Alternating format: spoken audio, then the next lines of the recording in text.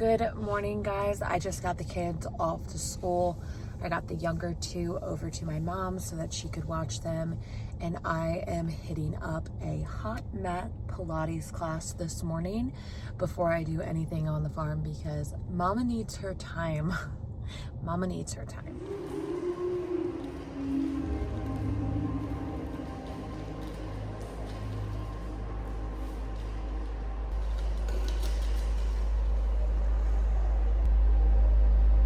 And holy hell, this was the temperature before class even started. Holy moly, that was so hard. I typically do strength training classes, and every time I get out of there, I'm like, I'm so strong. I can lift so heavy. And then I do a Pilates or a body weight class, and I am so quickly humbled. Like, holy smokes, that was hard. It was 103 degrees in there. Dripping sweat, like literally every muscle in my body shaking. Humbled. And one thing about me is that I always believe that I deserve a little treat. Welcome to Juice Pod. I went with a peanut butter chocolate concoction and I added some cacao nibs. It was so delicious. I am home, I am hydrated, and it is time to get all of the farm chores done this Monday morning. Load up, guys.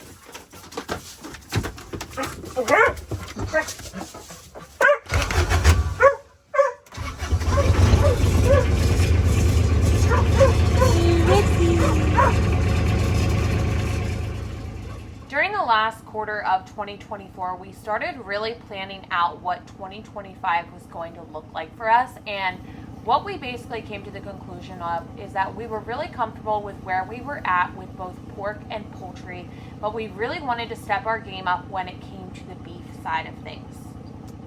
Infrastructure has been our number one issue since we bought this farm, and what we did was we turned this old poultry building into a steer barn. So what you're looking at here is one of our pens for our steers. We currently have 2 set up and we're getting ready to put in 2 more to make sure that we have plenty of room for expansion. Guys, I just got so lucky.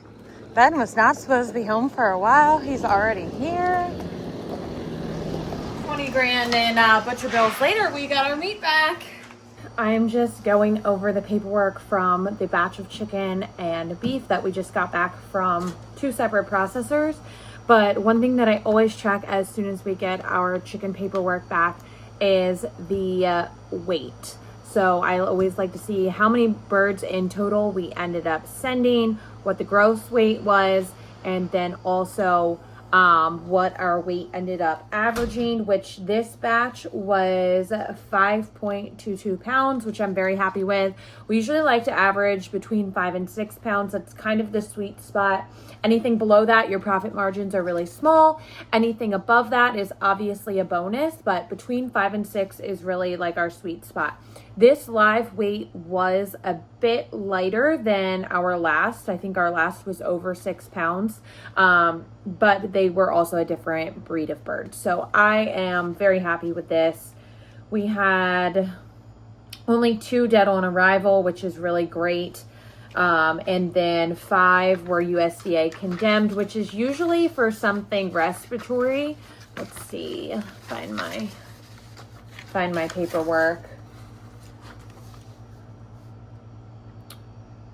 Contamination, so that typically means that they had fecal matter in their digestive tract, and when they went to go process the chickens, the bird became contaminated with that fecal matter. So that really is like a butchering issue, but it is common. It's why we take our birds off of feed 24 hours in advance before they go to the actual butcher, just to make sure that we get that digestive tract cleared out. But you know, things always do happen, and as I said, it was only a couple birds, so not a huge deal.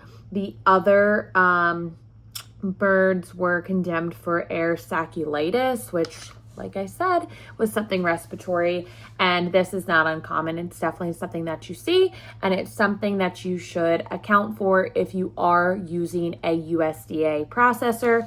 If you're doing it at home, if you're butchering your own birds, These are not things that are going to hurt you. These are not things that you really need to worry about affecting your personal food that you're putting into your own freezer. But obviously the USDA does take extra measures as far as food safety goes. And while some of it is sometimes a bit silly, we're okay with it as long as it's not obviously a huge amount of loss on our end. We know going into it that we are going to have some birds that are condemned every single time. It's just a cost of doing business at a USDA certified facility. Something that makes us unique here is that we offer something called a large chicken share, which is 105 pounds of assorted cuts of chicken, and we usually sell about 25 per batch, so I'm printing those order slips off. And Ben and I have a long week ahead of us, so I figured I would be nice and make some lunch real quick before we get into anything else. This gold label musket powder is so good. After lunch, it was time to head out to our pasture fields to move our chicken tractors ahead. Currently, we have about 14 chicken tractors full of broiler chickens, and they need to get moved each and every single day. This is so important for not only the health of our birds, but for the health of our pasture fields as well. I am currently pulling up through our wheat field, so if you have been watching us on YouTube, you saw that video of us harvesting this field just a couple weeks ago. In our previous video, we had taken that wheat and made baleage, but this is what has grown back over the last couple weeks and what the chickens are currently munching on. Ben got back home early from the butcher today, so he is out here helping me. We're gonna get the chickens moved, fed, and watered all in one shot. So that's a win today. So the field that we are on now has 8 different chicken tractors on it. Probably about 1,500 birds. And they are grazing wheat, which they would definitely prefer a cover crop mix. We've learned that very quickly. But we had this wheat field that we had mowed off and used for baleage, and then we needed it used for something else in the meantime. So chickens are grazing it currently. It will get a summertime cover crop mix planted into it in the next few weeks. But for now, it's wheat. And as I said, we've got 8 chicken trackers on it right now. Good. Not a total loss. They're definitely eating it, but they would prefer a little more diverse. And these little hungry hippos get about 1 bucket per feeder of supplemental non-GMO feed every single day. They have wiped it. All of our poultry feed comes from Stevens Feed Mill, which specializes in non-GMO feed. And in a perfect world, yes, we would grind our own. However, this is such a well-oiled machine, and there are so many different things that go into poultry feed that anything that we grind ourselves isn't going to compare. I always say never when it comes to basically anything on this farm, but right now it just doesn't make sense for us to be grinding our own poultry feed the way that we do for beef and pork, because from a nutrition standpoint, there's just so many different aspects and ingredients that go into our poultry mix. And as I said, Stevens does a really great job, and this is what they specialize in. So for now, we're going to leave it to the experts. Now we are moving fields to our other chicken tractors, and as you can see, these ones have a very different diet than the ones did on that wheat field. And not to toot our own horns, but toot because our local NRCS agents and FSA office could not get over how beautiful our cover crop looked this early in the season, because we started off kind of dry. And I say started off kind of dry because it has now been the complete opposite. It basically rained for 2 weeks straight, and if my rain gauge calculations are correct, we got about 8 inches of rain in a 2-week period. And considering the damage that several years of drought has done on our pasture fields, we are certainly not complaining about the 8 inches of rain that we did get. The rain made the pasture fields perk right up, and the chickens love the clover that is currently growing out here.